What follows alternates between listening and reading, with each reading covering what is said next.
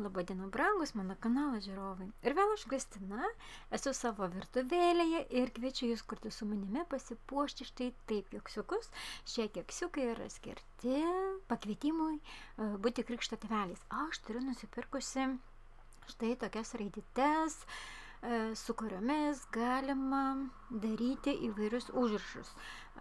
Va, kaip rodo, tiesiog apversti ir įspaudimo būdu gaunasi mums reikalingas užrašas, bet nepamiršti reikia dėti raidytes veidrodiniu būdu. Nes apvertus, jeigu mes raidyčių nesikeisime vietomis, skaitysis visiškai kitaip nei turėtų būti uždėtas užrašas. Jeigu labas, jeigu mes rašome nuo raidės, tai norint padaryti užrašą, kurį mes apversdami spaudžiame raidytes, reikia pradėti dėti užrašą nuo galo. Matote, S-A-B-A-L visai kitaip atrodo. Tikrai nesudėtingai, bet labai geras daiktas, ypač kai reikia smulkių raidyčių, su keksiukais, ant keksiukų papuošimui spausdinti. Taip pat galima tokius užrašėlius daryti ir puošiant tortuką. Man reikalinga buvo cukrinė masė, kad atspausdinti šiuos užrašėlius. Aš tiesiog dabar jums rodau, kaip tai nesunkiai galima padaryti. Galima po to vidų raidyčių paspalvoti, bet nebūtina. Viskas matosi kuo puikiausiai. Ir dabar, puošiant keksiukus, kurie skirti kraštynams, aš turiu štai tokius antspaudėlius, įspaudžiamas formeles. Aišku, galima netgi kepti sausainukus su jais. Labai patogu su jais dirbti. Tiesiog uždedam, paspaudžiam ir turim gražias formeles. Taip, tokias turiu ir pėdutes, nes tai yra skirta kūdikiui, yra visokiausių silikoninių formelių, va štai čia truputėlį kietesnė silikoninė forma, o čia yra minkštesnės irgi smulkios detalės, labai tinkančios puošti keksiukus. Ir vėl, man reikalinga cukrinė masė, kadangi keksiukus aš dekoruosiu cukrinės masės pagalba, o kremas bus sviestinis kremas su kondensuotu pienu. Keksiukų receptas, sviestinio kremo receptas, mano brangūs žiūrovai, yra palikti po video aprašyme. Taip pat labai tikiuosi, kad ši trumpa ir lengva video bus jums naudinga. Ir dabar noriu padaryti marškinėlius. Marškinėlių viduryje yra širdelė, galima ją daryti raudonai, bet kadangi tai skirta berniukui, aš dedu baltą rutuliuką į širdelės vietą ir padarysiu mėlynus marškinėlius. Viską sutrambuoju ir atsargiai išimu, kad mūsų detalė nesuplyštų. Tadam! Štai toks bodžiukas, gal geriau reikia sakyti, ne marškinėlį, jau yra padaryti. Dabar darysim su sausainių forma. Ir vėl cukrinė masė, ant stalo, ant darbinio paviršiaus visada pasibarstau kukurūzinio krakmolo, kad man nepriliptų. Ir pažiūrėkit, kaip lengva padaryti. Tiesiog paimam, uždedame, paspaudžiame ir kadangi paspaudžiu tą rankenėlį į apačią, gaunasi toksai gražus piešinys. Tvarkingas, gražus, švarus bodžiukas. Dabar galima padaryti buteliuką ir visuomet tokioms detalėms man bus reikalinga cukrinė masė. Dar kitaip aš ją vadinu mastika. Labai gražus ir tvarkingas gaunasi reljefas tokių papuošimų. Labai man patinka, kad ryškiai matosi linijos. Dabar noriu padaryti arkliuką, jisai bus rudos spalvos. Ir vėl paspaudžiam rankenėlę, kad atsispausdintų paveiksliukas, kad išsiskirtų detalės. Tada ir turim gražų arkliuką, kuris puoš keksiukus. Baltą cukrinę masę nudažiau truputėlį žydrų, tai yra melinų dažų. Aišku, naudoju pragel dažus, tai yra mano mėgstamiausi dažai.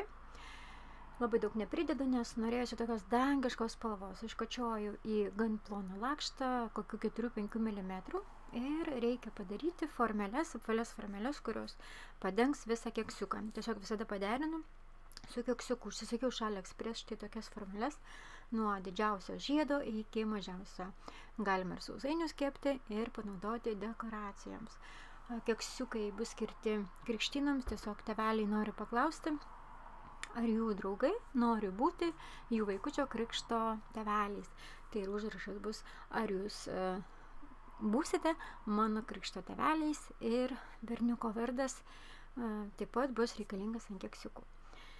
Labai buvo įdomus darbas ir tikrai nesudėtingas. Detalės klijuoju visada vandeniu, paprasčiausiu vandeniu. Šepetėlio pagalba užtepu vandenuko ant detalių ir priklijuoju prie cukrinės masės. Man pats geriausias būdas, kadangi valgomi klijai, jie turi skonį, kvapą specifinį ir duoda prieskonį detalėms.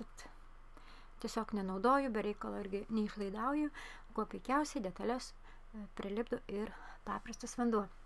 Dar turiu štai tokių nusipirkusių reljefinių antspaudėlių. Pažiūrėkite, jie iškart pagyvina, pakeičia keksiuko būsimas detalės, tai yra puošybos detalės. Tokius galim irgi naudoti ant tortų, ant pyragaičių, tiesiog kur reikia. Nes vien tik tai baltamastika lygį aš naudoju, kur užrašams reikalinga.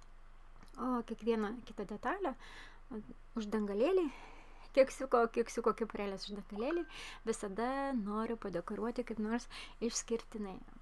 Atrodo tada labai gražiai ir linksmiau. Ši forma man panašiai į vaflio skanėsto. Galima irgi kepant sausainius, meduolinius ar sviestinius, tiesiog panaudoti štai tokias formeles, kurios duoda reljefinį vaizdą. Būna labai gražu ir telieka visas detalės priklijuoti prie pagrindo, ant keksiukų. Čia yra pas mane varškės keksiukai labai skanus. Naudoju dekoruoti keksiukų kepurėlėms M1 angalį, man jisai gražiausias. Tiesiog dabar reikia išspausti ant kiekvieno keksiuko kremo kepurėlę ir uždėti papuošimą. Labai nesudėtinga. Tai yra kreminė rožytė. Tokiu būdu galima papuošti ir tortus. Pas mane yra video pamoka, kaip aš puošiu būtent tokiam rožytėm tortuką. Manau, irgi po video aprašyme aš paliksiu nuorodėlę į tą receptuką. Ir viskas. Labai nesudėtingai ir gan greitai galima papuošti keksiukus. Dar padariau angeliuką, tiesiog įvairias detalės galima dėti, išspausti ir panaudoti turint silikoninės formeles. Tiesiog tai lengva, gražu ir paprasta. Ačiū mano brangūs žiūrovai, kad buvote kartu, kad žiūrėjote. Labai tikiuosi, kad ši video pamokėlė jums yra naudinga. Jeigu nesate užsiprenumeravę kanalą, padarykite tai dabar. Ir visada būsime kartu ir jūs sužinosite patys pirmieji, kad aš įkelsiu naują video pamokėlę. O štai taip atrodo jau keksiukai dėžutėje.